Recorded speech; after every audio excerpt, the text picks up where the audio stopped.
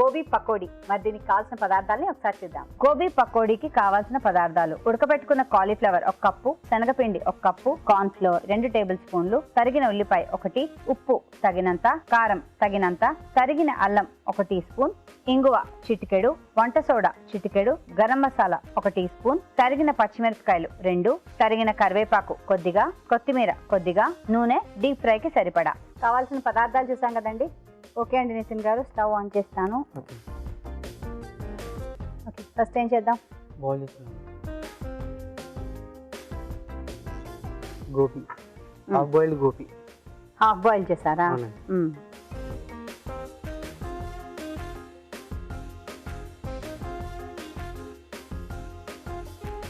బేసన్ అంటే శనగపిండి. శనగపిండి.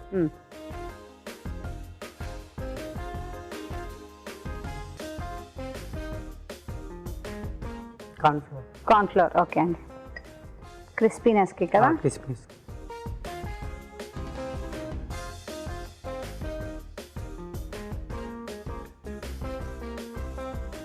పచ్చిమిర్చి.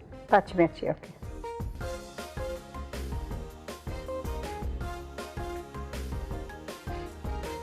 ఆనియన్స్. ఉల్లిపాయలు.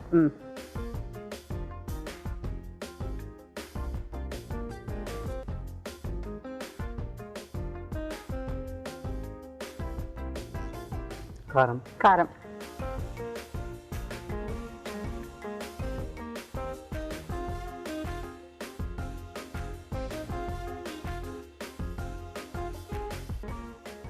గరం మసాలా. గరం మసాలా.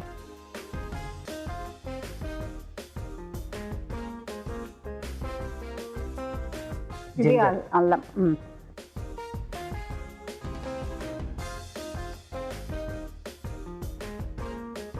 సోడా. సోడా, వంట సోడా.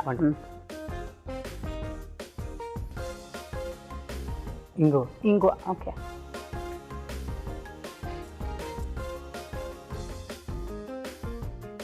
కరివేపాకు.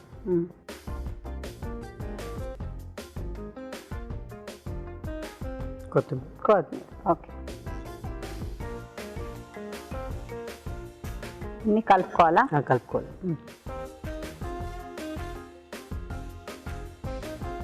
కొంచెం నీళ్ళు వేయనా? కొద్దిగా వాటర్ కావాలి.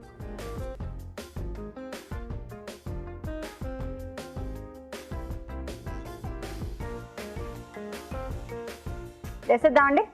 వేసే.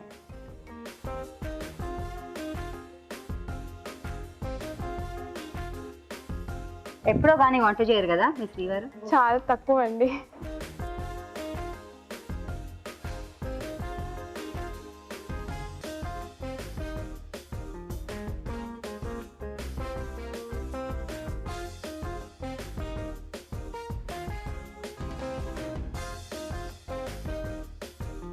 ఓకే, సో ఇది కొంచెం వేగాలి కదా. కొంచెం ఎర్రగా అయ్యేంత వరకు వేగాలి.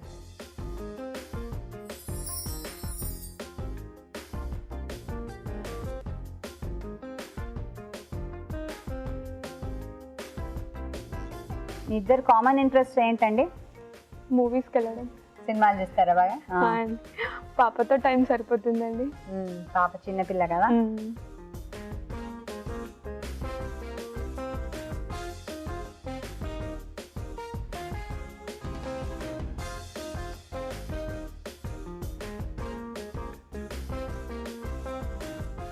ఓహో, గార్నిష్కి అలా తెచ్చారా?